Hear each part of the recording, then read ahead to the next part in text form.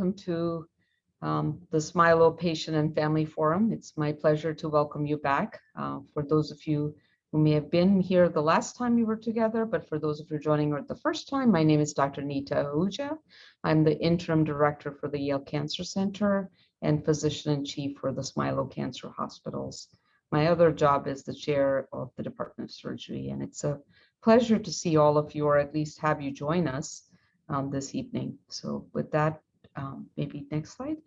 I think many of you join us and are connected with us in over with you and with your families. And I want to take just a few minutes to acknowledge the upcoming Cancer Awareness Month. And September, I'm going to just say, is a busy month for us. So first up is our Prostate Cancer Awareness Month. And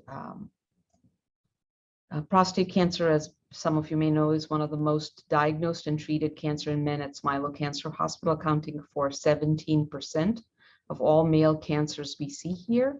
And our oncologists, urologists, radiation oncologists, and other specialists partner together to provide specialty care to men diagnosed with this disease. So if you have, please talk to the men in your lives to talk to their healthcare provider about screening. This is a screen cancer. Next up also is Gynecologic Cancer Awareness Month. And similarly, our team of gynecologic oncologists and other specialty physicians provide excellent care to women diagnosed with ovarian, cervical, endometrial, and other cancers. And for nearly 20 years, our Discovery to Cancer Cure program has led research projects for earlier detection of ovarian cancer and supported clinical care for women at Yale and in Smilow. Renee, will you move to the next slide?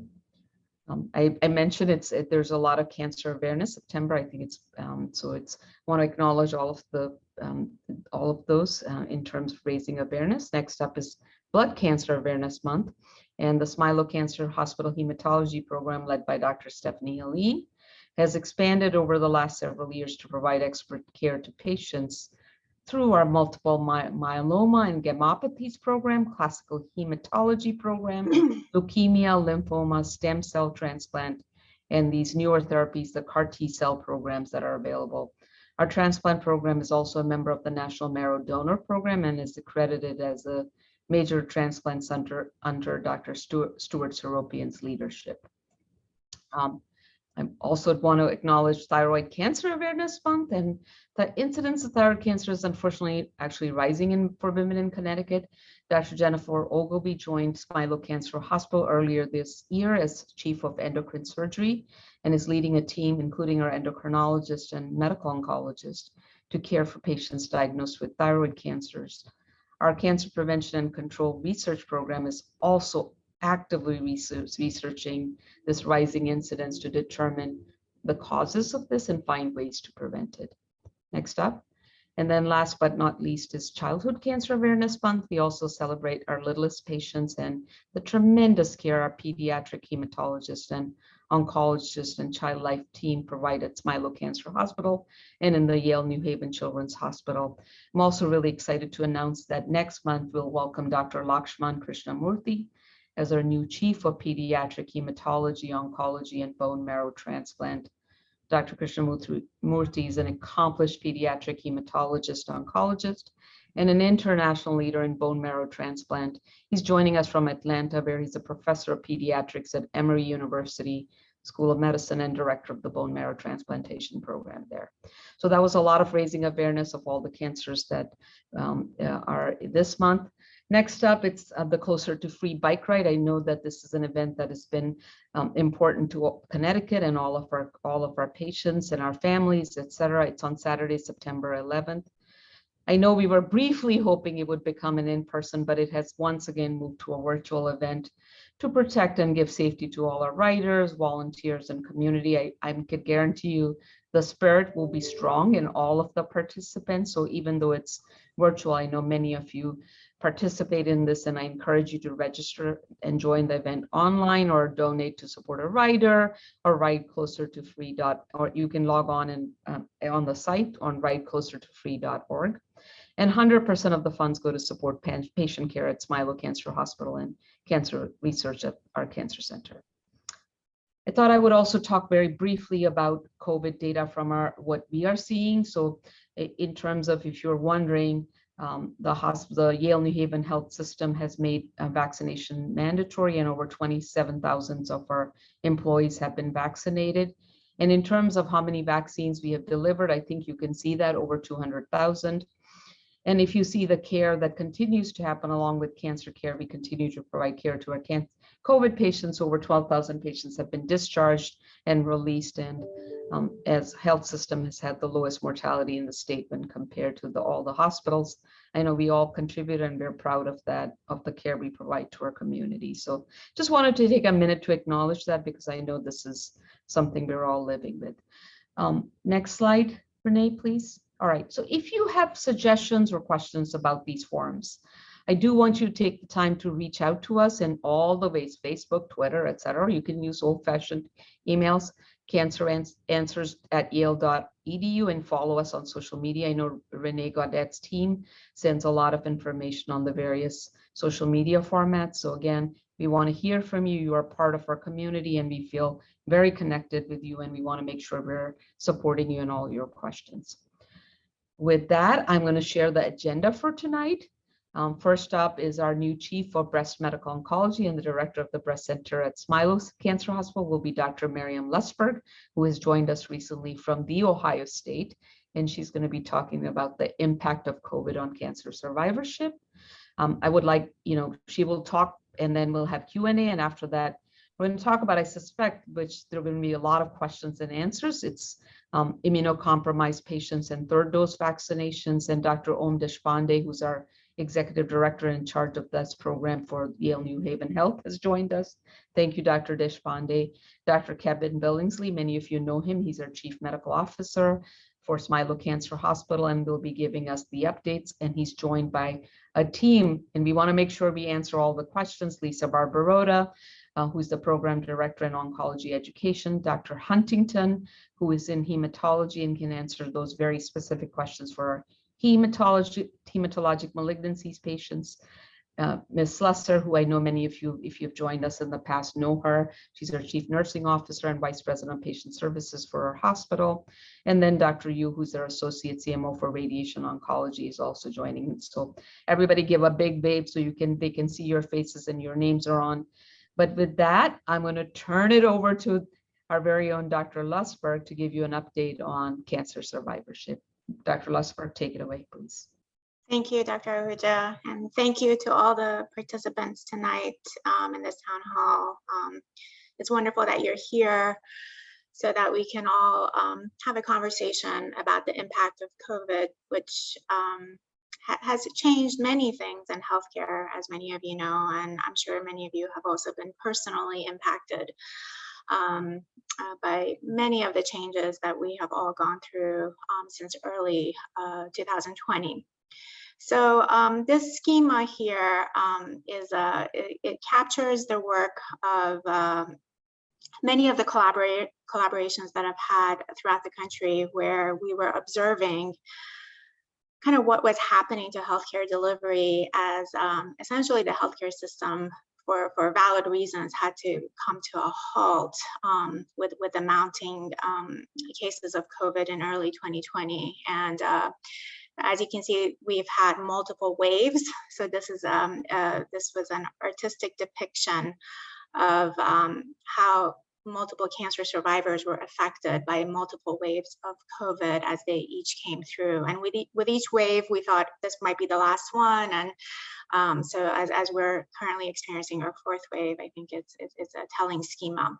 And so with many of the national survivorship experts, I think we really had multiple dialogues in terms of how we could better support cancer survivors as they were going through the pandemic, and to make sure we're all on the same page in terms of the definition of a cancer survivor, because I know that can be confusing sometimes. Really, the official National Cancer Center definition is anyone diagnosed with cancer from the day one of diagnosis throughout the rest of their lives. And obviously, there are many different types of cancer survivors, and this will also be relevant in the next segment of this town hall when we talk about patients on active treatment versus patients who are not active treatment. But what we noticed kind of as COVID-19 was mounting, that there needed to be best practices set in place in terms of how we better communicated with the many different cancer survivors, how we shared information, and how we tried to make the best of things during resource lean times when we were going through this crisis. So many of these themes you have seen because the health system here has really done a terrific job of responding to this crisis. But on top of the wave, you can see the box, assess and anticipate the COVID-19 burden. And this is exactly what was done, what is being done, what will be done, which is we are constantly looking at what our case numbers are doing and really making decisions in terms of you know, whether we need to scale back from certain events, whether to keep things virtual. So constantly being in touch with you in terms of how the COVID-19 burden is doing. Another theme that emerged for cancer survivorship and other types of cancer care delivery was the emergence of increased reliance on telehealth, which has been a wonderful asset. However, we also want to make sure that cancer survivors also know that it's also safe to enter the healthcare system. There was a lot of fear, especially in the early months of the pandemic, where certain signs and symptoms of disease progression were perhaps being ignored because patients didn't feel safe to enter the hospital system.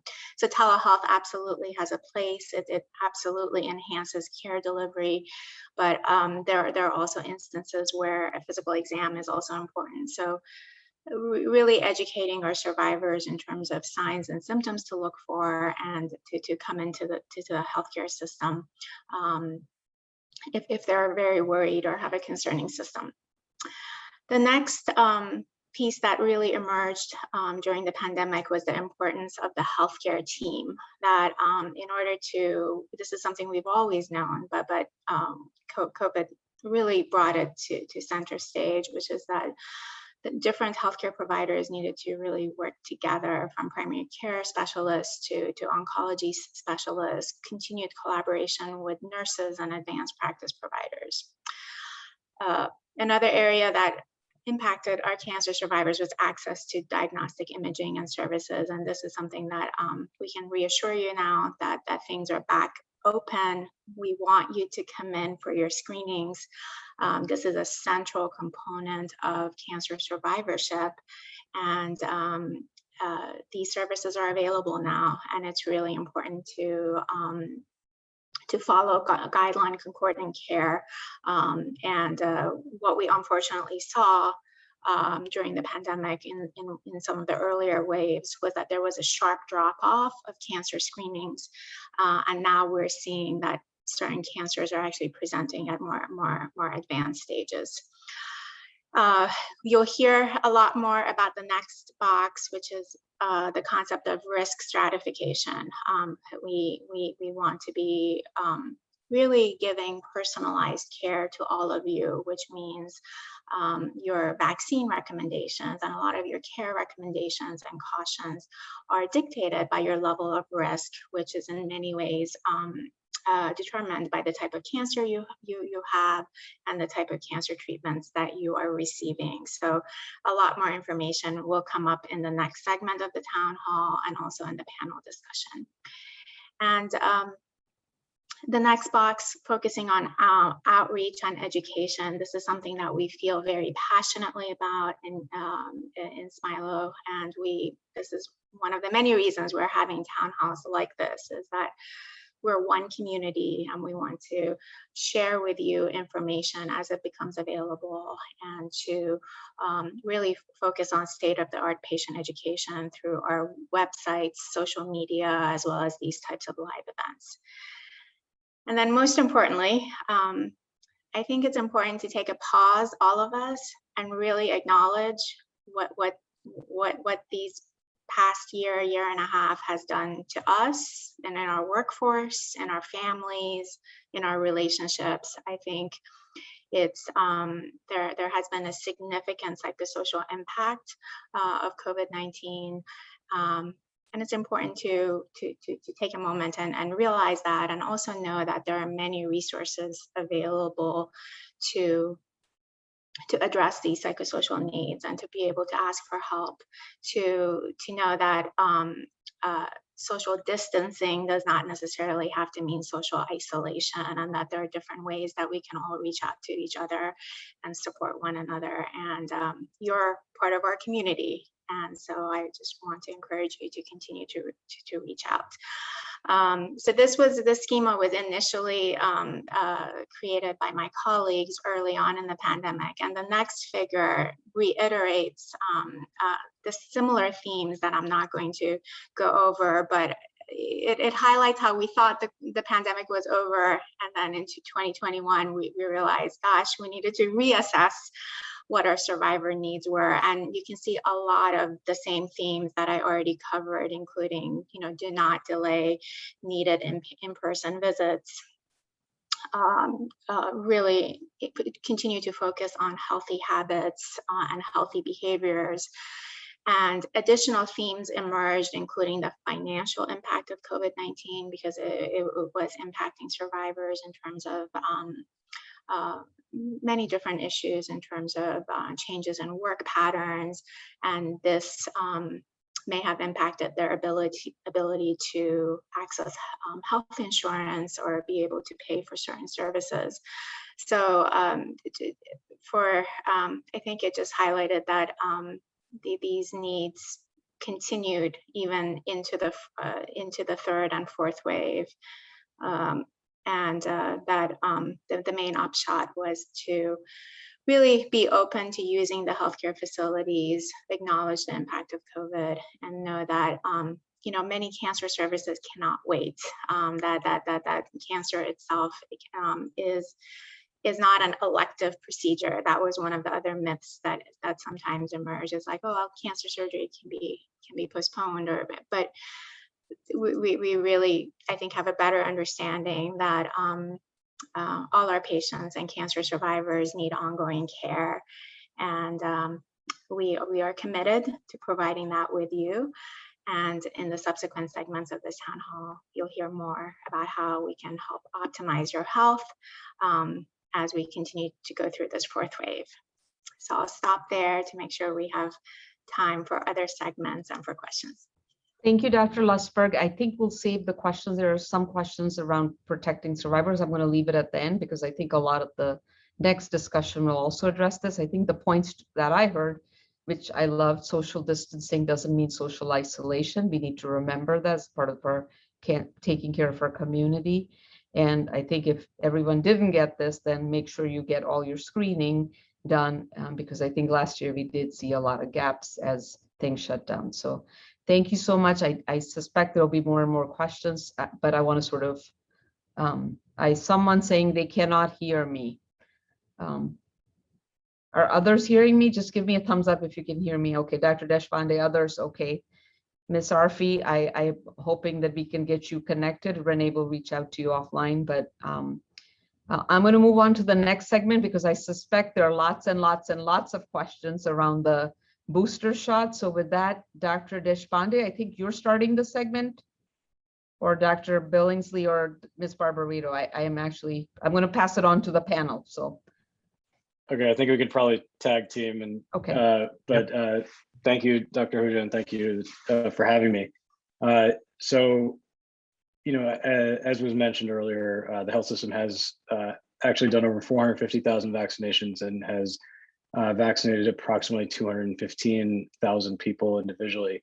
On the point that Dr. Ahuja brought up about our healthcare workers, we jointly with our other hospitals in the state have really committed to a vaccine mandate, and we were at 81% of our full workforce, which includes our medical staff, prior to the mandate, and we are making significant progress. Our deadline for the first dose was actually yesterday, and we're still waiting on the final data, but we're we are making a lot of progress, and we anticipate that we will get to our goal by the end of September, which is, part of our ongoing commitment to providing, the really safest care to all of our patients. And of course, most importantly, are those who are had increased vulnerability.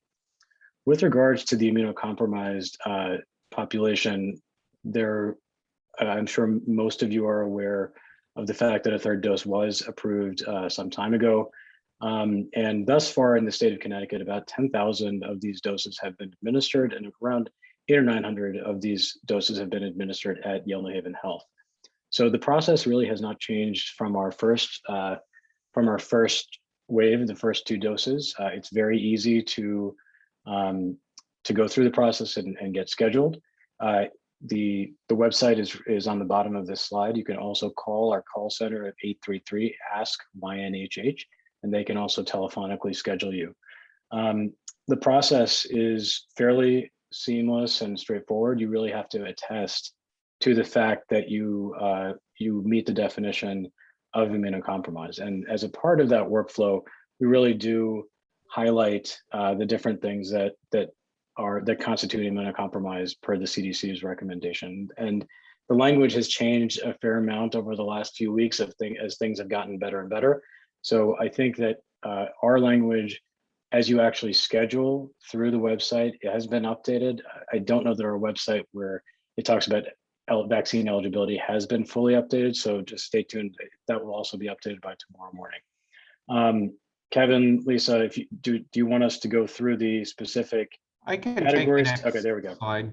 Thank you, Dr. Deshpande. I'd like to just build on a couple of the comments made by my colleagues. First off, to echo Dr. Lustberg, we fully understand on behalf of our patients and their families that navigating a cancer diagnosis and cancer care and getting through the cancer journey is difficult and trying at best. But when our patients and families confront the challenges of a global pandemic layered on top of their diagnosis, it truly creates a difficult mix.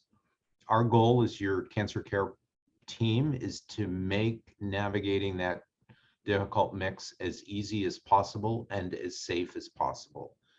And as Dr. Deshpande indicated, part of that is that we as healthcare providers are committed to getting vaccinated ourselves so that when you come into our facilities or our offices, you're safe.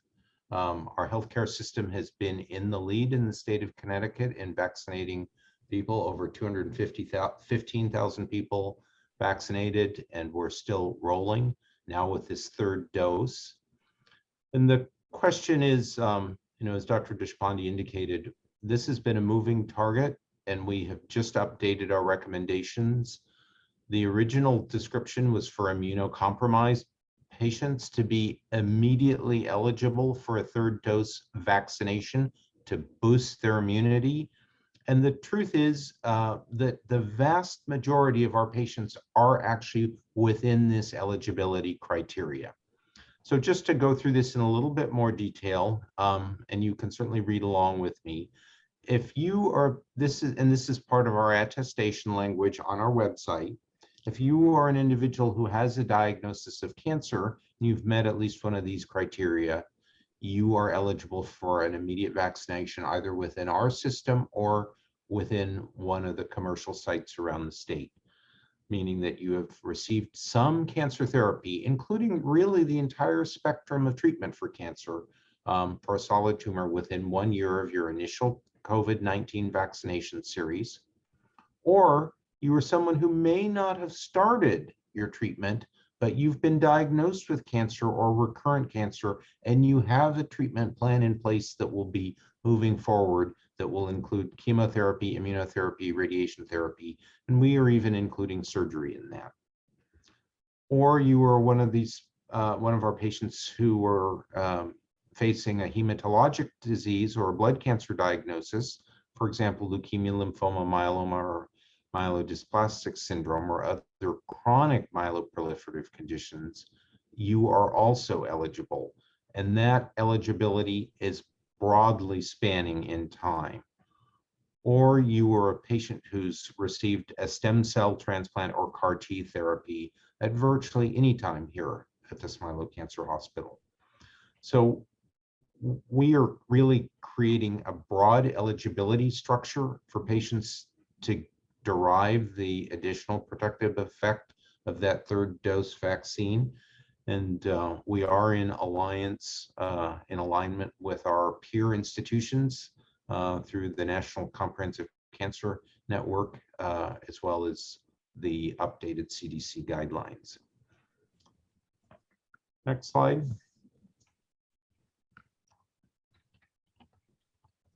That actually may be the end of our slides, Renee.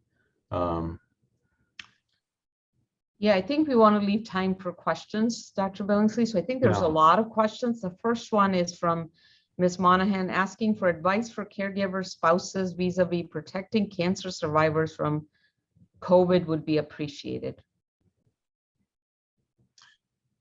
And I also want to make sure that we introduce our panelists. I see my colleague, Dr. Huntington, who's also available to answer questions in the heme malignancy space. We introduced these folks earlier, but Kim Slusser, Lisa Barbarotta, so all can help with answering our questions. Dr. Lustberg, would you like to take that one? Sure. Thank No, you.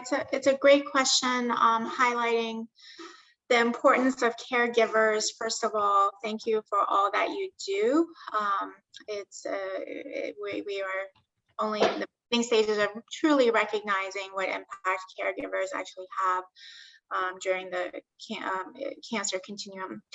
But to specifically answer your question, the biggest thing you can do is to be normally vaccinated per standard of care, as well as continue to practice masking in high-risk situations, good hygiene, and if there are any symptoms that raises the question in your head is, could this be COVID? Could this not be COVID? Getting tested, because testing is available. And so those are the precautions that you can take as caregivers to protect higher risk individuals at this point in time. Thank you, Maryam. Next question, I think this may be Dr. Deshpande, your alley. Should there be a delay between the flu shot and the third COVID dose? If so, what is the suggested time frame? I know you've answered it, but maybe just give some more details. Thank you. Sure. Thanks, Dr. Ahuja. So the Advisory Committee on Immunization Practices, which is sort of the group of experts who helps us create the guidelines for administration here, have reviewed the data across the board and have determined that it appears to be completely safe to get multiple vaccinations at the same time. So there's really no reason to be concerned that either the flu or the COVID vaccine would be less effective by getting them at the same time. Again, the only thing is that if you get both of them, the COVID vaccine is likely to result in some transient side effects, the usual muscle aches, a little bit of fever, headaches, things of that nature, which all resolve within 2 to 3 days.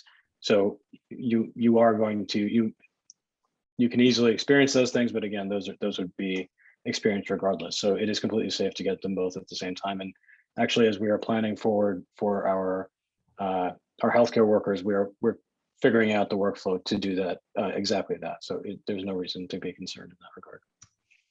Okay, thanks, Dr. Deshpande. I think the next one, which is also important, and I suspect front and center on following the question that Dr. Lustberg got, when will the caregivers of cancer patients be eligible for the booster?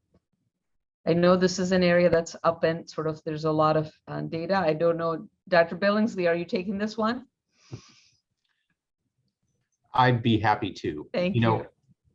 What I think we all would like to share is that this is one of these areas that is evolving very quickly. And I think that if you follow the CDC commentary and the advice of governing bodies around the country, there is accelerating movement towards opening accessibility for the general population for a third dose of vaccination in the very near term.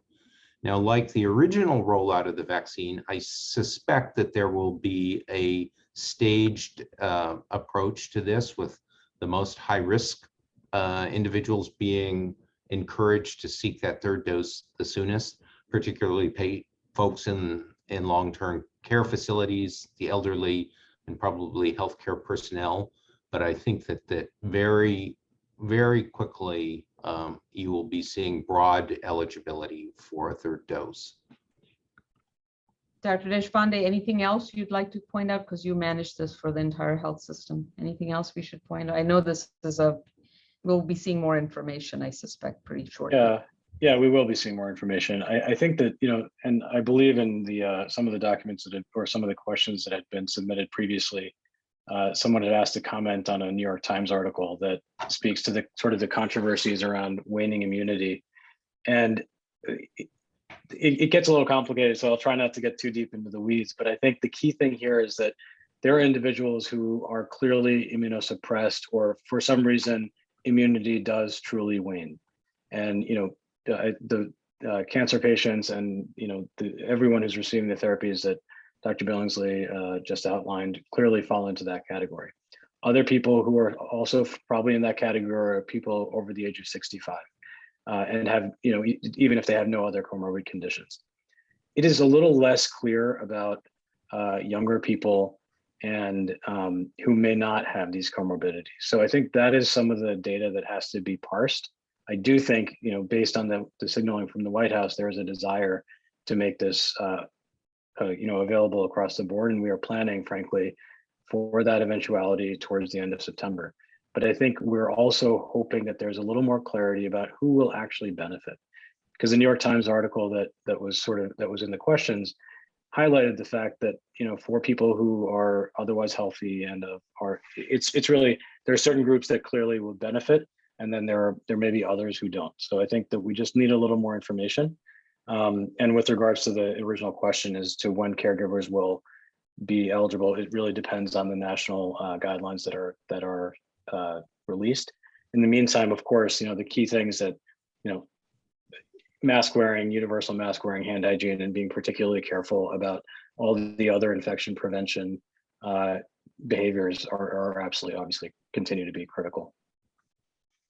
Thank you. I think, the New York Times articles, for those of you who may not have read it, I think talks about, the risk benefit. And I think this is an area we continue to learn. I think 18 months later, we know a lot more of this disease, but it also changes. So I think it gets into a lot of details around this. I think certainly there are clear categories with immunosuppression where it's beneficial, but, if you're young and healthy, do you benefit from a booster? I think it's something we'll figure out, but I think we're all learning a lot with this disease also, and collectively dealing with this. There's a question around getting the Moderna. If you got your last 2 doses of Moderna and now you're trying to get your booster, someone's saying, I can't get an appointment at Yale. They're waiting on a shipment. Lisa, would you like to take this one? Or Dr. Deshpande? I don't know who wants to take this one. It looks like. I was going to say Dr. Deshpande probably. I know it is. I figured that. I was trying to give him a break. No, it's okay. No problem. So yeah, so the good thing is that there really is enough vaccine that's available. So we are ordering, we are certainly ordering enough, and we will have it available. The number for this initial group, we've opened a limited number of sites, mostly at our NEMG sites, and we're working to create some pop-ups for Smilow clinics as well. But there is absolutely availability, and we will make sure that Moderna will be an option that we will certainly offer. I think when all is told, the split between Moderna and Pfizer, I think we actually administered more Pfizer than Moderna, or actually, I'm sorry, more Moderna than Pfizer. So we will absolutely have those available as we go forward. Dr. Deshpande, don't go away. I think there's another question following this. If you got Pfizer initially, can you get the Moderna, or Moderna initially, can you switch to Pfizer? So can you sort of do the combinations? Yeah, it's a great question, and the bottom line is that we are following the CDC's guidelines, which are really saying that you have to get the same version of the vaccine that you got originally. There's a lot of interest. There's a lot of research that's actively going on here.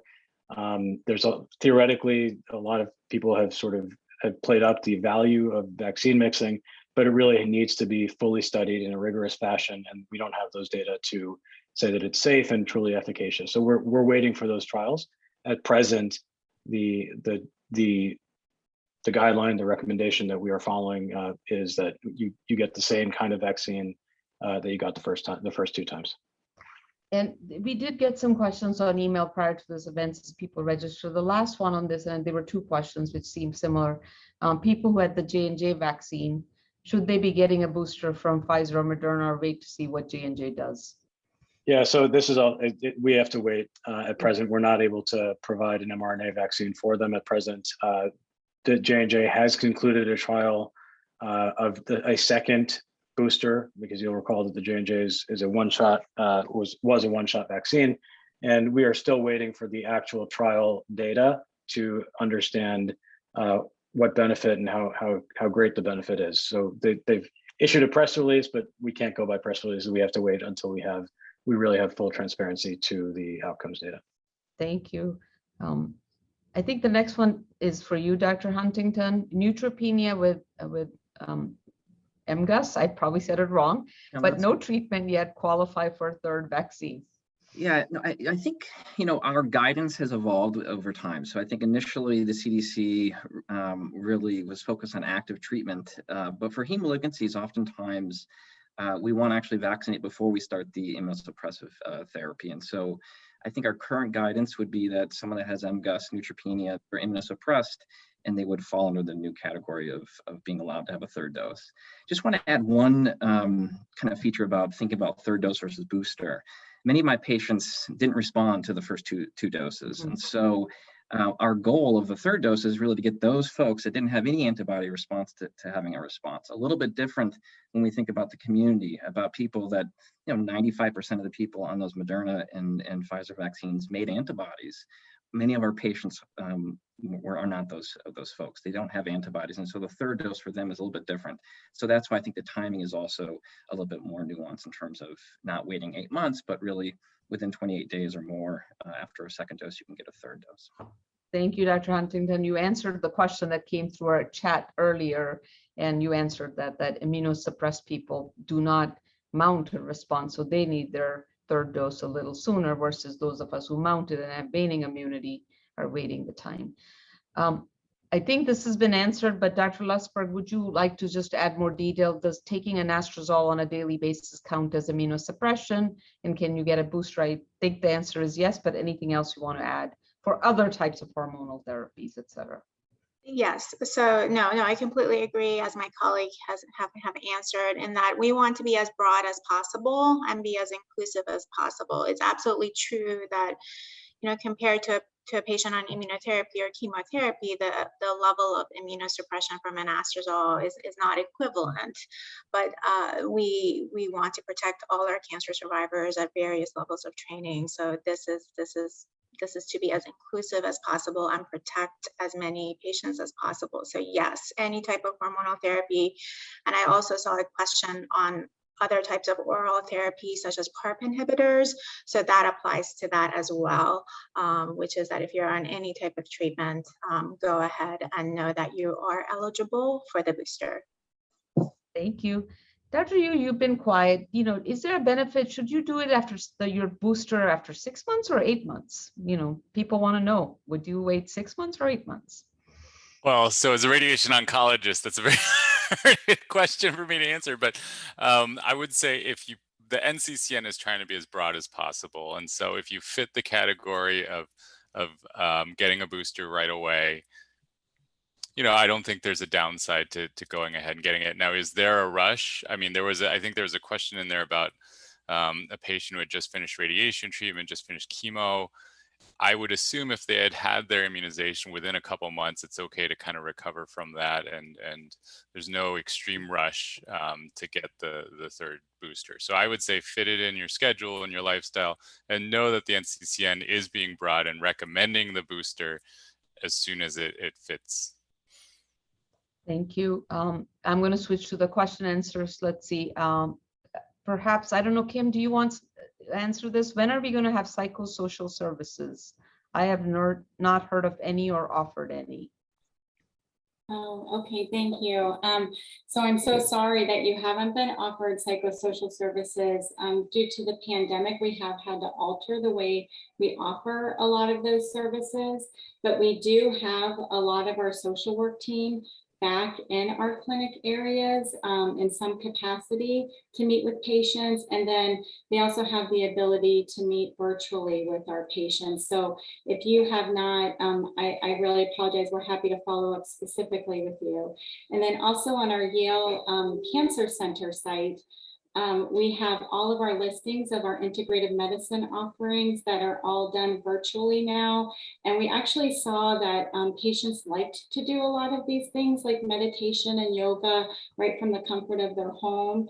So we still have those, and along with our support groups. So we have a series of many different support groups, and those are being provided virtually now. I know that some people may not have all the technology they need, and we are very sensitive to that, and we are trying to bring those services back, but we're also trying to make sure we still maintain safe distancing, social distancing in our clinical areas. And so it is a balance, and we appreciate our patients' flexibility through this.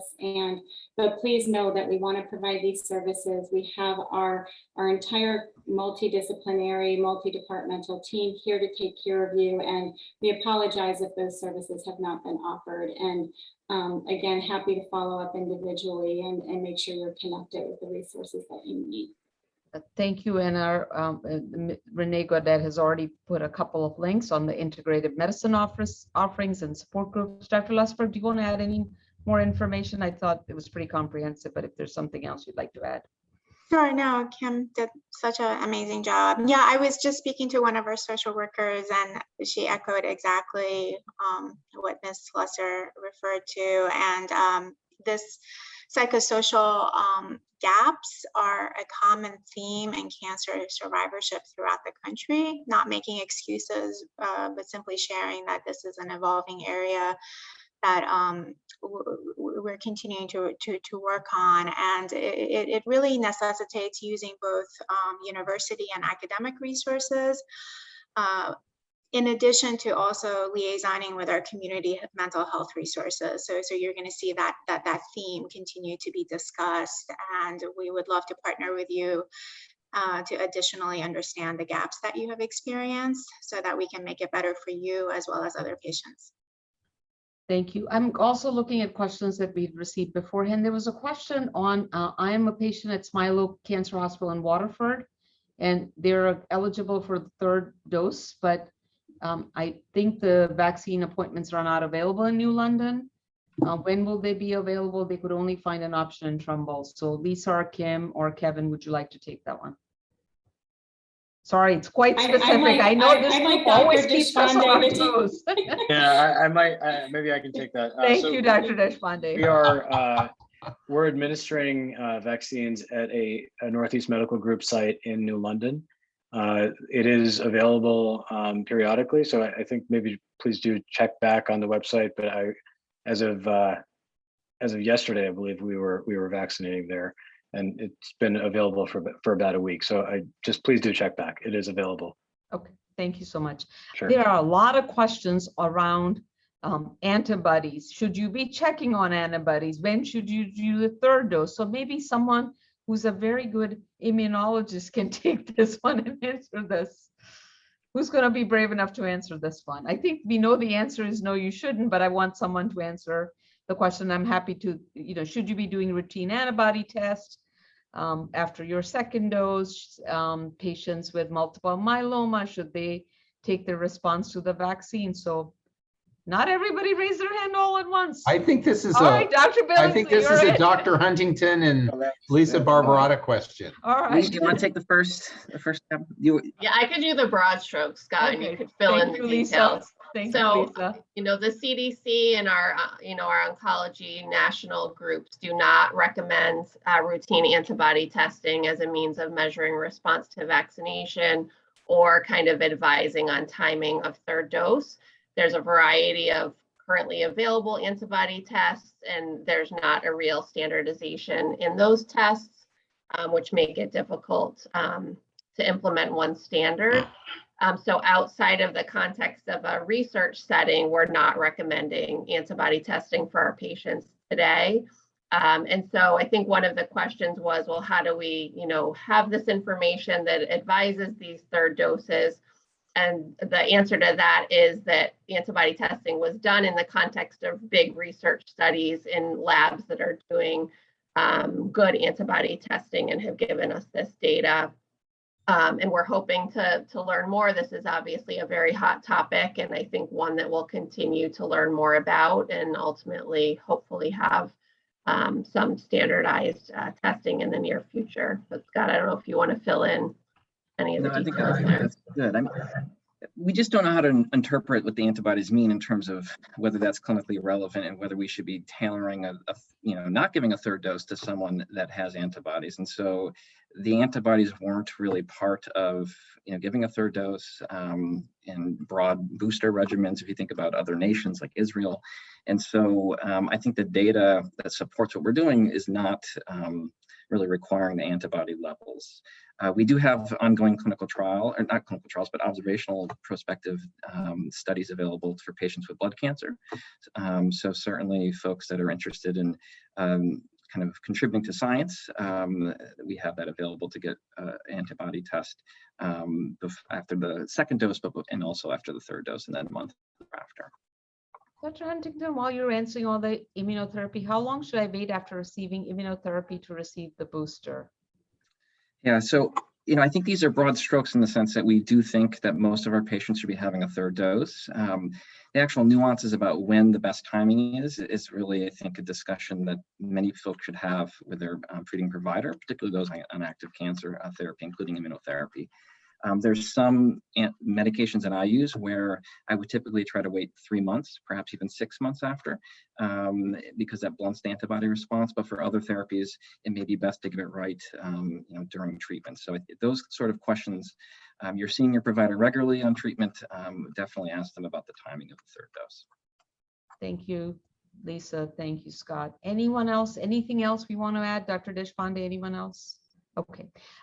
Dr. Lustberg, there's a question here, or whoever else wants to answer. This was received prior. On a prescription drug for psoriatic arthritis, Tremfya, their primary care has recommended an additional dose. Can they schedule an appointment for an additional dose of the Moderna vaccine? I'm going to hazard yes, because it's a immunosuppressive, but I'd like someone else to just confirm. Yes, that's correct. All right, good. Yep. Thank you. I think it's in, yep. Yeah.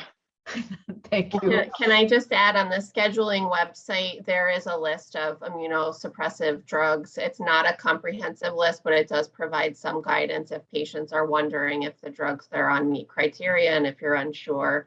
I think Renee included the call center number on the list, and you can also consult with your provider that prescribes that medication to get guidance. That's right. I did actually check that list. Tremfya is not on it. So again, to Lisa's point, it's not comprehensive, but it is a interleukin 23 inhibitor, I think. So it buys, it suppresses your immune system. So absolutely. There's a question also on, I've received my third Pfizer shot outside of the system. How do I mark that on my chart? I think that's a good question, and if someone can. Sure. Yeah, so the nice thing about as long as you receive that in the state of Connecticut, there's a statewide database that every vaccine provider sends data to. And as of about 2 months ago, I believe, our Yale New Haven Health version of Epic downloads all the data. So it doesn't really matter whether or not you got it through us or someone else in the state of Connecticut. Those data are automatically populated and will show up in Epic. Now, if you did get it out of state, I believe we have a process through my chart that we're working on putting together. I don't know that it's fully baked, but if you did receive it anywhere in the state of Connecticut, that data will automatically show up in Epic. That's wonderful. I think this is, I'm still grappling and I think many of us are still understanding about the third dose, but someone asked, when will you need another booster? How many months after will fourth doses be recommended? So really insightful questions. Dr. Deshpande, you're going to take that one again also? I can hazard a guess. I Thank mean, you. I think the key thing is these vaccines are great, but I think one of what we are seeing is that as the virus changes, the vaccines that were initially programmed may be less effective against the changing physical nature of these viruses. So I think the question about when are we going to need another dose depends on how the pandemic looks globally.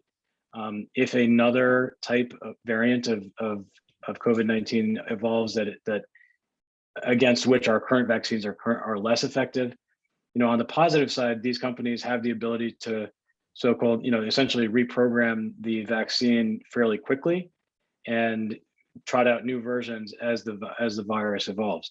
We haven't seen the 2.0 version of these vaccines yet, but just the nature of especially the mRNA technology is such that the time to develop the next version is very rapid. So it really depends on when, as how the pandemic goes, but it might be a year from now. It really depends on what variants, arise. Yeah, and I think part of it, of course, depends not only on what the variants arise, of course, and also how, and Connecticut has done a fabulous job on things like social distancing and respiratories and all the protection and hand hygiene. So again, I think good questions. We'll keep these forums going to just keep all of you informed.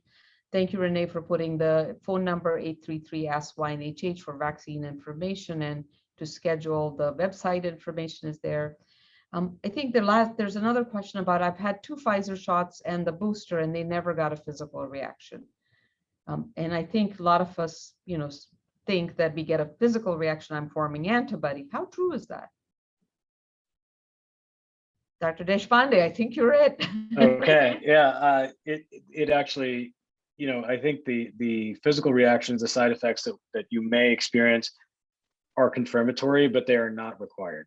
Yeah. So it was very well characterized that there were individuals who really, went through the 2-dose series without any issues, with really feeling just great, not having anything, and they absolutely had equivalent or the same sort of protection in terms of getting symptomatic COVID-19 and certainly, being hospitalized from COVID-19. So the vaccines can protect you. The fact that you don't have these reactions doesn't really mean anything.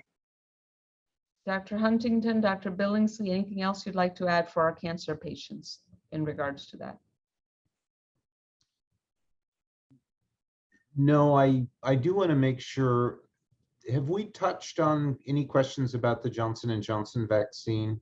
We did. We talked. Okay, I think there were a couple of as long questions. as we're addressing that a little bit, because I have gotten some questions from my own patients about that, and it's a small number, and I just do want to underscore to our patients and families that that if you've had J&J, you've not been forgotten, and there will be more information coming very quickly.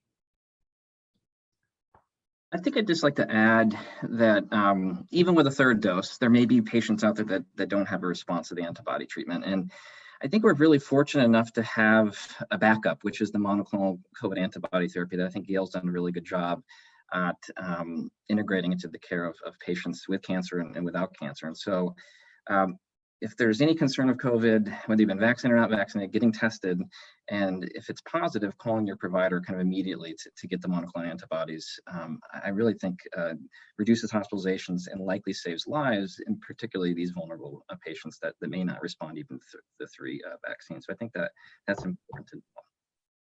Any closing words from Dr. Yu, Kim, Slusser, others? Any other closing words from all of you on things we haven't covered? We covered a lot, I have to tell you. There were a lot of good questions. I would just say that for those of you at home who are wondering, do I delay care because I haven't gotten the booster or this or that, please know that the hospital is a very safe place to be. Do not delay your care. If you have any uncertainty, talk to your care provider, but cancer is a very important thing to get treated even when there's a COVID virus floating around. So do not delay your care, and we're here for you. Thank you, Dr. Yu. I think Dr. Lustberg, I think you commented earlier in the hour about how we saw delays last year, and that we're seeing on. So please, please, please do your cancer screenings or your surveillance. Those are important. And then Mr. Armstrong, I think we did it, if it isn't clear, Renee will reach out, but no, we're not testing for antibodies after the vaccine to see how we responded. Once again, thank you to all of you for joining in. We will keep these as repeating sessions as we learn more, as hopefully we understand more about the booster for J&J, or as we hear more about cancer, caregivers, and when they would be eligible, because I sensed a lot of questions around that.